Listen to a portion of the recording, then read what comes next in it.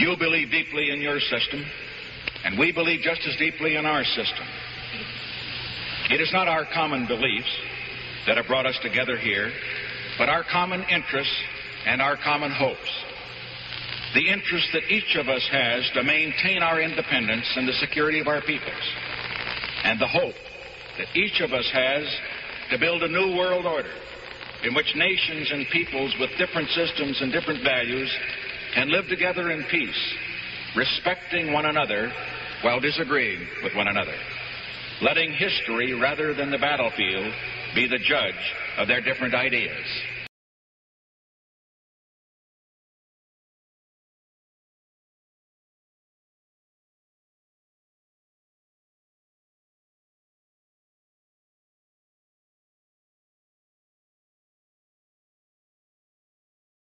Развернуться в своем движении в другом направлении, к новому мировому порядку, к новой цивилизации. Even that does not describe why the world has changed so much and why the world has turned so much toward a new world order and a new kind of civilization.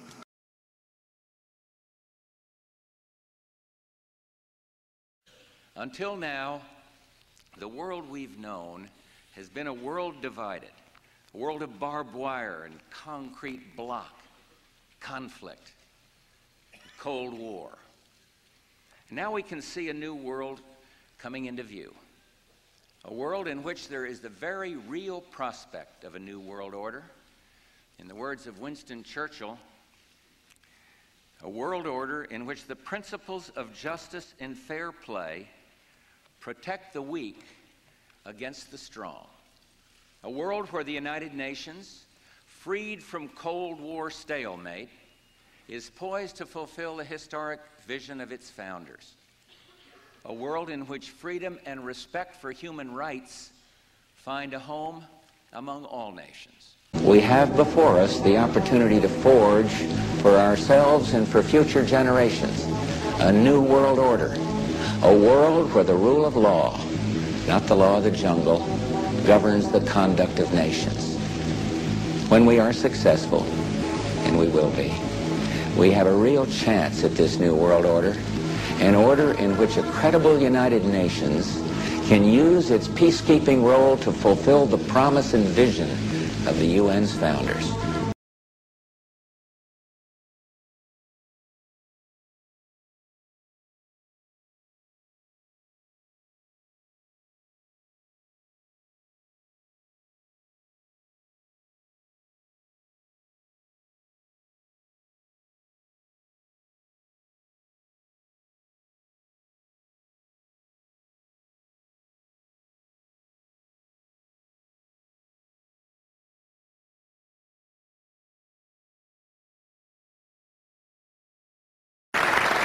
George Bush has invoked a new world order without enunciating a new American purpose.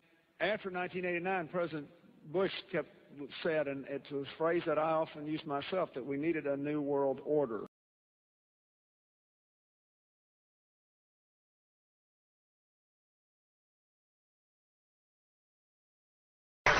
We would like to bring you a message from the First Lady of the United States, Hillary Rodham Clinton. Good evening and congratulations, Walter, on receiving the World Federalist Association's Global Governance Award. For more than a generation in America, it wasn't the news until Walter Cronkite told us it was the news.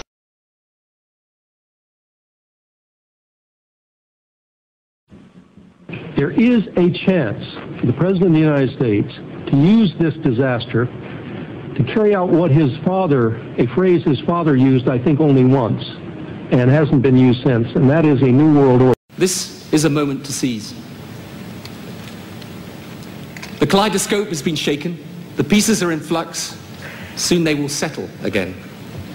Before they do, let us reorder this world around us.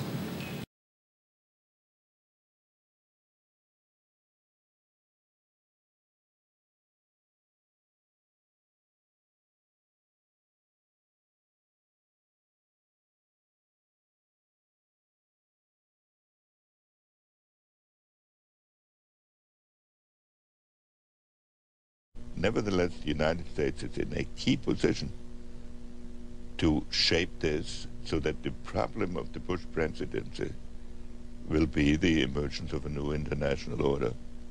Within the next 4 years, we will see the emergence of a new international order. The beginning of a new international order.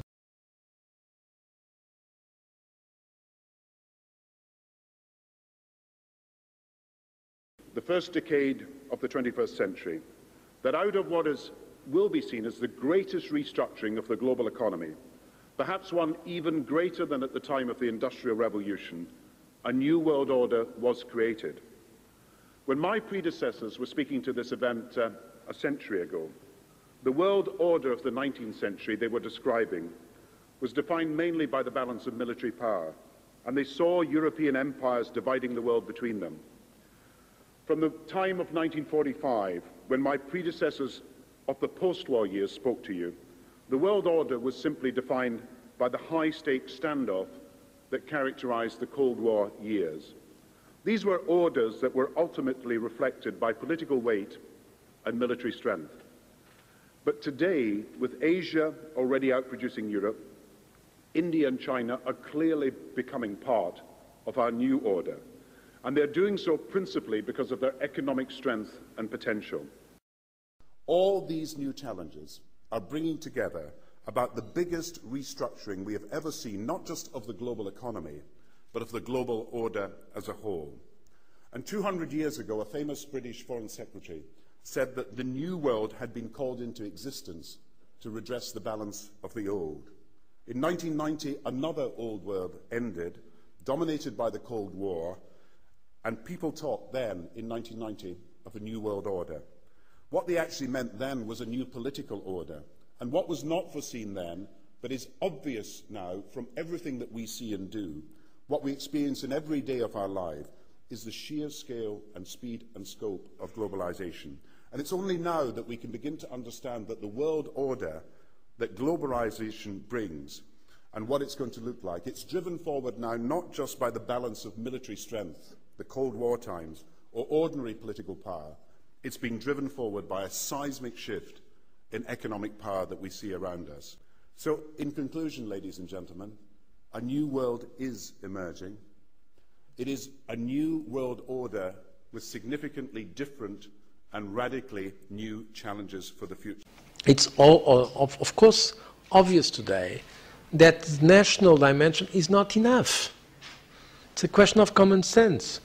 If you want to fight climate change, if you want to provide energy security, we cannot do it alone at the national level. We need more than that. We need the European dimension. The European dimension is the indispensable dimension through the local to the global.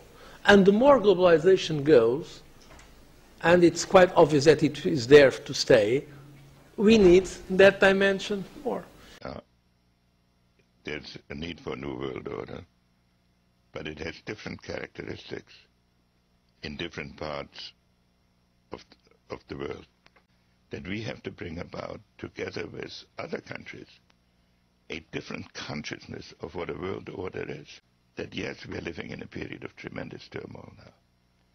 But I think that at the end of this administration, with all its turmoil, and at the beginning of the next, we might actually witness the creation of a new order, because people looking in the abyss, even in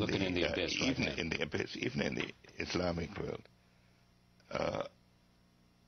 have to conclude that at some point ordered expectations must return under a different system.